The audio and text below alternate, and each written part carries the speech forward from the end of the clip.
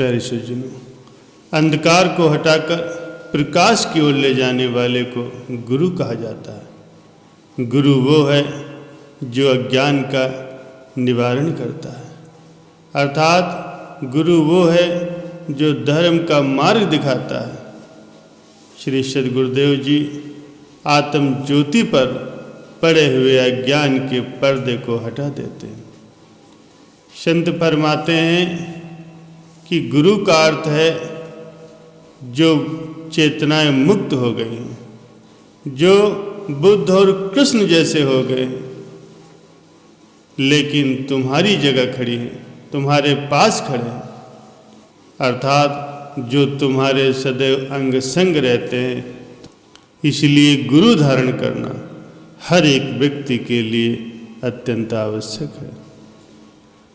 राम कृष्ण से को बड़ा तिन्हु तो गुरु कीन, तीन लोक के हैं धनी गुरु आगे आधीन। जिनको कि हम ईश्वर मानते हैं उन्होंने भी गुरु किया था। शास्त्रों ने तो गुरु को ईश्वर से भी ऊंचा पद दिया है। गुरु को ही ईश्वर के विभिन्न रूपों ब्रह्मा विष्णु महेश के रूप में उन्होंने स्वीकार किया है। गुरु को ब्रह्म इसलिए कहा गया है क्योंकि वो शिष्य को बनाता है, उसे नया जन्म देता है। गुरु विष्णु भी है क्योंकि वो शिष्य की रक्षा करता है, और गुरु साक्षात महेश्वर है क्योंकि वह शिष्य के सभी दोषों का, सभी बुराइयों का संहार करता है। परम संत कबीर साहब जी कहते हैं कि हर रूठे गुरु शरण है और गुरु रूठे नहीं ठोर, अर्थात भगवान के रूठने पर तो गुरु की शरण रक्षा करती है, लेकिन गुरु के रूठने पर कहीं भी शरण मिलना संभव नहीं है। एक बार एक पूर्ण संत तीर्थ यात्रा करते हुए कहीं जा रहे थे। प्रभु की मस्ती में मस्त प्रभु के नाम का स्मरण करते हुए वे चलते जा रहे थे। रास्ते में उन्हें एक किसान दिखाई दिया, वो हल चला रहा था। संत महाशय को उस पर दया आ गई। वो किसान के पास गए और बोले, भाई दोपहर हो गई है, थोड़ी देर विश्राम कर लो, प्रभु के नाम का स्मरण कर लो। वो किसान बोला, बाबा आपका रास्ता अलग है, मेरा रास्ता अलग है। तुम रोटी मांगोगे और खाओगे, मैं ऐसे नहीं कर सकता, मैं बाल बच्चों वाला हूँ। अगर मैं परिश्रम करना छोड़कर आपके साथ कीर्तन करना शुरू कर दूंगा तो मेरा क्या होगा। संत बोले, देखो भाई, मैं जब तक तुम्हारा हल चलाता हूँ तब तक तुम हरि का नाम जप लो, प्रभु की भक्ति कर लो, बोलो जय गुरु की, जय गुरु की। वो किसान बोला, बाबा अपने रास्ते पर जाओ, मुझे क्यों परेशान कर रहे हो। संत बोले, बेटा समस्या तब आती है जब तुम प्रभु के नाम से दूर हो जाते हो, तुम प्रभु की भक्ति नहीं करते। इतना कह करके बाबा ने एक हाथ में बैलों की रस्सी पकड़ी और दूसरे हाथ में छड़ी पकड़ ली और बैलों को चलाने लगे। किसान से कहा, तुम यहीं पर बैठ करके जय गुरु की, जय गुरु की करते रहो, मैं तुम्हारे हल को चलाता रहूँगा। बाबा के पास ऐसा जादू था, उन्होंने कहा, और वैसा ही किसान ने किया। वो किसान भी जय गुरु की, जय गुरु की करने लगा। संत जी ने कहा कि जब तुम जय गुरु की करते हो तो गुरु की तुम्हारे ऊपर असीम कृपा आएगी, तुम्हें उनका आशीर्वाद मिलेगा, क्योंकि सद्गुरु पापों को हरने वाले हैं, सदैव अंग संग रहने वाले हैं, सहयोग करने वाले हैं। सद्गुरु तो हर एक के दिल में बसते हैं। कहने लगे कि सद्गुरु की महिमा असीमित है, तुम सद्गुरु की महिमा गाओ। प्यारे सज्जनों, बाबा ने तो केवल कुछ ही देर के लिए उस किसान के सामने सद्गुरु की महिमा का बखान किया था।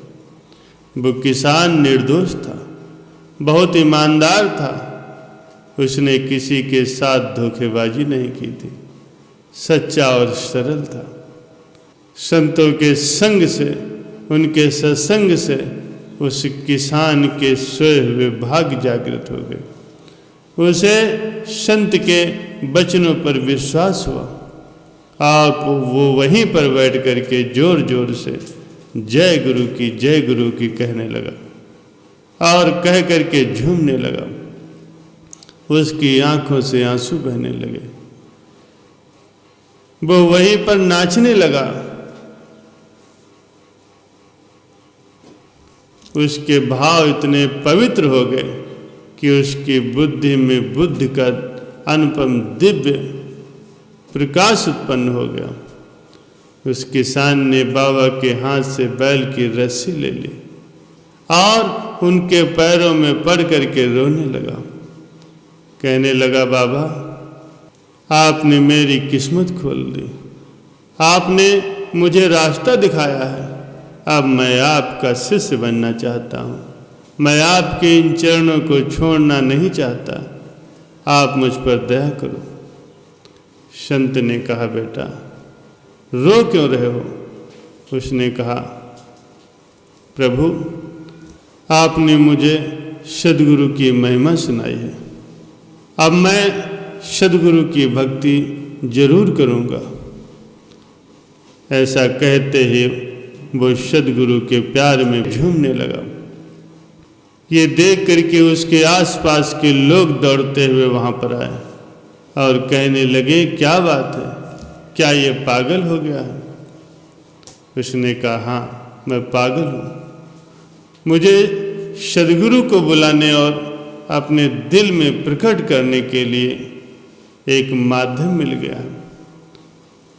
मैं उनकी भक्ति करूँगा, सद्गुरु के नाम का स्मरण करूँगा। पहले मैंने बाबा का अपमान किया था, लेकिन बाबा ने अपमान करने वाले को भी सम्मानित किया। उस किसान का चेहरा देखकर अन्य किसानों के चेहरे भी खिल उठे। संत जी ने कहा, अरे तुम इसे क्या देख रहे हो? तुम सब लोग भी सद्गुरु की महिमा का गायन करो, बोलो जय गुरु की। तो वो सभी किसान भी बोलने लगे, जय गुरु की, जय गुरु की। ऐसा करते हुए सबको ऐसा रंग चढ़ गया, सभी किसान सद्गुरु की मस्ती में रंग गए और नाचने लगे। ये देखकर आसपास के जितने भी किसान थे सभी जमा हो गए। भक्ति का ऐसा रंग चढ़ा कि उस गांव के जितने भी किसान थे सब ने उन संत जी को अपने गांव में बुलाया, उनकी आवभगत की। संत जी से सारे गांव वासियों ने नाम दीक्षा प्राप्त की। जिस गांव में कभी भारी बारिश हुआ करती थी, मारपीट, लड़ाई झगड़ा, जुआ, शराब हुआ करता था, अब संत जी की असीम कृपा से अब वहाँ पर ये सारी चीज़ें बंद हो गई, सारी परेशानियाँ दूर हो गई। वो गांव भक्ति का केंद्र बन गया। पूरा गांव ही भगवान की भक्ति करने लगा। परम संत श्री कबीर साहब जी कहते हैं, साहब मेरा रंग रेज है। वो सद्गुरु जो हर दिल में बसते हैं, उस भगवान के हजारों नामों में से एक सद्गुरु का नाम है, जो पाप और दुखों को हर लेता है। सद्गुरु अपनी कृपा से शिष्य के दामन में खुशियां भर देते हैं। सद्गुरु हमेशा ही अपने भक्तों के अंग संग रहता है। मरने के बाद भी उसका साथ नहीं छोड़ता। सद्गुरु ही भगवान का साकार रूप है। सद्गुरु के नाम में अद्भुत शक्ति है जो शिष्य को तार देती है, उसे संसार के माया के बंधनों से आजाद कर देती है।